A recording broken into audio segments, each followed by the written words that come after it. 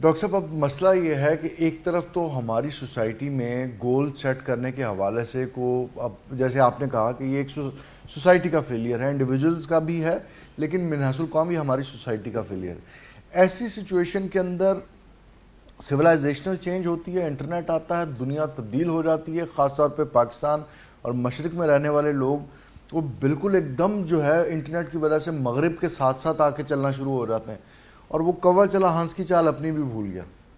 ایسی صورتحال کے اندر ہمارا جو آئلی نظام ہے، ہمارا جو فیملی سسٹم ہے، وہ انٹیکٹ نہیں رہا، اور اس کے اسٹیٹیکل فیکٹس ہمارے سامنے بڑے دل دہلا دینے والے ہیں۔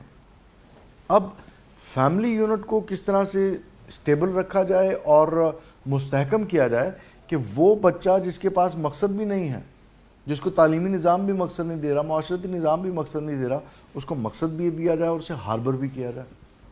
اچھا، اس سوال کے جواب سے پہلے میں ایک بنیاد بنانا چاہتا ہوں۔ جیسے آپ نے انٹرنیٹ کی مثال دی، ایک بڑی امپورٹنٹ چیز ہے کہ ہم سب لوگ ترقی حاصل کرنا چاہتے ہیں، جبکہ اسلام ترقی سے پہلے ہدایت کی بات کرتا ہے۔ اسلام نے ہدایت یافتہ انسان کی بات کی ہے، کسی بھی جگہ پر میرے نہیں علم میں کہ ترقی یافتہ انسان کی بات کی ہو۔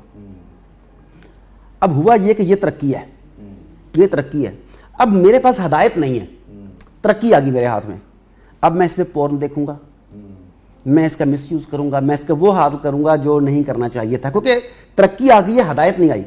لیکن اگر ہدایت میرے پاس ہو اور اس کے بعد میرے ترقی ملے تو اس کا استعمال کیسا ہوگا بڑے اچھے طریقے سے جان سکتے ہیں۔ تو ایک بات تو یہ ہے کہ ہم نے ہدایت کو پس پش ڈال دیا، ترقی کے پیچھے آ گئے۔ ویری امپورٹنٹ، ٹھیک ہے۔ اس کا نتیجہ یہ نکلا کہ آپ کا فیملی سسٹم جو ہے نا وہ ٹوٹنے لگا۔ فیملی سسٹم کو ٹوٹنے میں بھی ہمارے معروف دوست جنہوں نے میری سٹنگ آپ سے آج ارینج کروائی، واصف ملک صاحب، وہ مجھ سے شکوہ کر رہے تھے کہ آپ سازشوں کا بہت ذکر کرتے ہیں، وہ شاید میں وہ کانسپریسی تھیورسٹ ہوں، وہ اس طرح کی آپ جانتے ہیں آپ۔ تو واصف ملک صاحب کو بھی میں جواب دینا چاہتا ہوں کیمرے کے ذریعے ہی۔ ایسا ہے کہ جن سازشوں کا ہم شکار ہو رہے ہیں، آپ سمجھتے ہیں کہ شاید میں خالی باتیں کرتا ہوں۔ اب دیکھیں فیملی سسٹم ٹوٹنے میں کس کا فائدہ ہے۔ آپ کو یاد ہوگا کہ جب آپ چھوٹے تھے تو گھر میں کتنے ٹی وی ہوتے تھے؟ مشکل سے ایک ٹی وی، بعض اوقات محلے میں، ورنہ گھر میں ایک۔ گھر میں کتنے فون ہوتے تھے؟ ایک فون ہوتا تھا۔ گھر میں کتنے پنکھے یا اے سی چلتے تھے؟ وہ بھی آپ کو، ایک ٹی وی ہے نا، پوری فیملی وہاں بیٹھ کے اکٹھا فیملی ٹائم سپینڈ کر رہی ہے۔ مجھے یاد ہے کہ ہم کون سے ڈرامے دیکھتے تھے۔ جمعے کو میں اور میرے ابو بیٹھ کے ریسلنگ آتی تھی وہ دیکھا کرتے تھے۔ 5 بجے کے قریب بچوں کا پروگرام وہ جن جن والا کوئی آتا تھا وہ دیکھتے تھے۔ 8 بجے ڈرامہ آتا تھا، 9 بجے خبریں آتی تھی، 9:30 بجے بند ٹی وی۔ 9:30 بجے کے بعد تو آنکھیں نہیں کھلتی تھی۔ اچھا پھر ہم سارے اکٹھے بیٹھتے تھے نا، فیملی ٹائم مل رہا ہے اور ریسورسز کم خرچ ہو رہے ہیں، ایک اے سی یا ایک پنکھے میں سارا کام چل رہا ہے نا، سارے وہاں بیٹھے میں۔ آج مجھے نہیں پتا آپ کے ہاں کیا پوزیشن ہے، ہمارے یہاں گھر میں 5 آدمی ہیں، 3 ٹی وی ہیں، 5 آدمی ہیں، 6 فون ہیں۔ آپ کے یہاں بھی ایسے ہی ہوگا، ملتی جلتی صورتیں، 2 فون تو عام ہم نے رکھے ہوئے ہیں نا، عام طور پہ ہم لوگوں نے۔ اب اس کے بعد بچے علیحدہ ٹی وی دیکھ رہے ہیں، ماں علیحدہ ٹی وی دیکھ رہی ہے، باپ علیحدہ ٹی وی دیکھ رہے ہیں۔ ہمارا بچوں پر کنٹرول نہیں ہے، ہمارا فیمیلز پہ کنٹرول نہیں ہے، ہمارا خود پہ کنٹرول نہیں ہے۔ اب سب کی توجہ ڈائیورٹ ہو رہی ہے، ہمارا فیملی ٹائم سکڑتا جا رہا ہے۔ اچھا فائدہ کس سے ہو رہا ہے؟ کنزیومر سوسائٹی ڈیولپ ہو رہی ہے۔ اب زیادہ ٹی وی بک رہے ہیں، اب زیادہ کنیکشن بک رہے ہیں، اب زیادہ سیل فون بک رہے ہیں، اب ٹائم نہیں ہے میرے پاس۔ واصف ملک صاحب، اب میرے کپڑے دھو بھی دھوتا ہے، پہلے بیگ میں دھوا کرتی تھی، ایک اور چینج آ گیا سارے کا سارا ساتھ۔ اب اس سب کے نتیجے میں کنزیومر سوسائٹی ڈیولپ ہو رہی ہے۔ فیملی سسٹم کا ٹوٹنا کنزیومر سوسائٹی کو زیادہ سٹرونگ کرتا ہے، اور جب کنزیومر سوسائٹی ڈیولپ ہوگی تو کنزیومر کس کی چیزیں کنزیوم کر رہے ہیں؟ ویسٹ کی۔ یہاں فیملی سسٹم ٹوٹے گا تو فائدہ کسے ہوگا؟ ویسٹ کو، جائنٹس جو ہیں بڑے بڑے آرگنائزیشنز، ہم انہیں فائدہ دیں گے۔ ایسے ہی ہوگا نا سارے کا سارا۔ ایک تو یہ ہے کہ وہ یہ چاہتے ہیں، دوسری بات یہ ہے کہ ہمارے مذہب میں بھی ہماری اکائی جو ہے وہ خاندان ہے، جس کا آپ نے ذکر کیا۔ اب مذہب سے دوری کی بھی ایک ریزن ہے کہ ہماری اکائیاں ٹوٹ رہی ہیں۔ اب ان اکائیوں کو بچایا کیسے جائے، یہ بھی امپورٹنٹ چیز ہے۔ میں نے ایک سیشن میں کسی سے پوچھا کہ آپ سارے لوگ یہ بتائیے کہ رسول پاک صلی اللہ علیہ وسلم کی عدالت میں بے شمار کیس آئے، باپ نے بیٹے کی شکایت کی، بیٹے نے باپ کی بھی کی، ماں نے بیٹے کی بھی کی، یہ سارے ہوئے۔ کوئی ساس بہو کا جھگڑا آیا رسول پاک کی عدالت میں؟ مجھے تو نہیں یاد۔ کوئی نند بھابھی کا جھگڑا آیا رسول پاک کی عدالت میں؟ کوئی جیٹھ بھابھی کا؟ یہ تو آج کی ڈرامہ انڈسٹری ٹاپ ہو رہا ہے۔ یس، یو گاٹ دا پوائنٹ۔ اب کیا وجہ ہے کہ اس وقت رسول پاک صلی اللہ علیہ وسلم کے دور میں تمام جھگڑے آتے تھے۔ اگر ہم کہیں نا کہ وہ صحابی تھے تو پھر ماں بیٹے کا بھی تو آیا ہے، باپ بیٹے کا بھی تو آیا ہے، تو ساس بہو کا جھگڑا، نند بھابھی کا جھگڑا نہیں وہاں پر آیا کبھی بھی۔ اس کی شاید کچھ وجوہات تھیں۔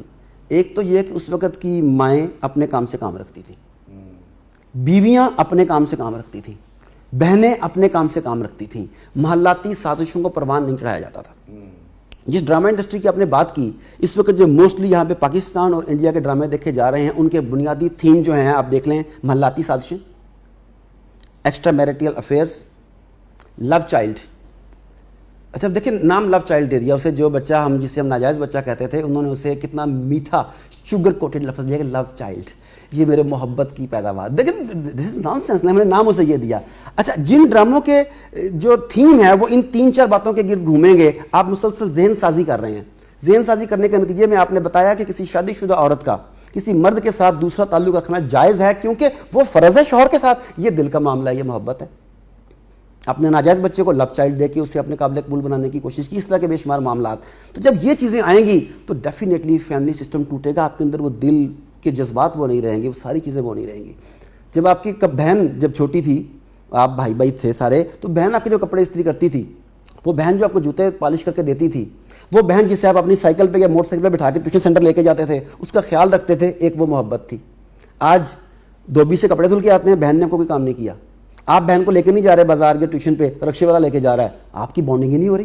سویلائزیشن ایٹیٹیوڈ سے چینج ہو گیا, سب کچھ چینج ہو گیا. بھائی مجھے اس سے کیا, بھائی تیری زندگی یہ میری زندگی.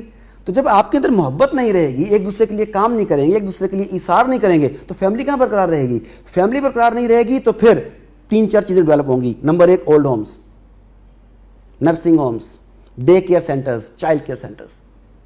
سب سے پہلے مائیں یہ کرتی ہیں کہ میں نے چونکہ اب زیادہ کمانا ہے, میری زندگی مجھے برانڈ کے کپڑے پہننے ہیں, مجھے مقابلوں میں جانا ہے, وہ شادیوں میں میرے کپڑے سب سے بہتر ہونے چاہیے, اب اسے کمانا پڑے گا. وہ کمانے کے لیے اپنے 2-3-4 سال کے بچے کو کہاں چھوڑ کے جائے گی, ڈے کیئر سینٹر میں. وہ بچہ پھر جب بڑا ہوگا تو وہ چونکہ اس نے بھی کمانا ہے, تو پھر وہ ماں کو کہاں چھوڑ کے جائے گا, اولڈ ہوم میں. تو جو مائیں آج بچوں کو ڈے کیئر سینٹرز میں بھجوا رہی ہیں, وہ یاد رکھیں کہ ان کے لیے نرسنگ ہوم اور اولڈ ہومز تیار ہو رہے ہیں. وہ اپنے آپ کو مینٹلی تیار کرنا شروع کر دیں.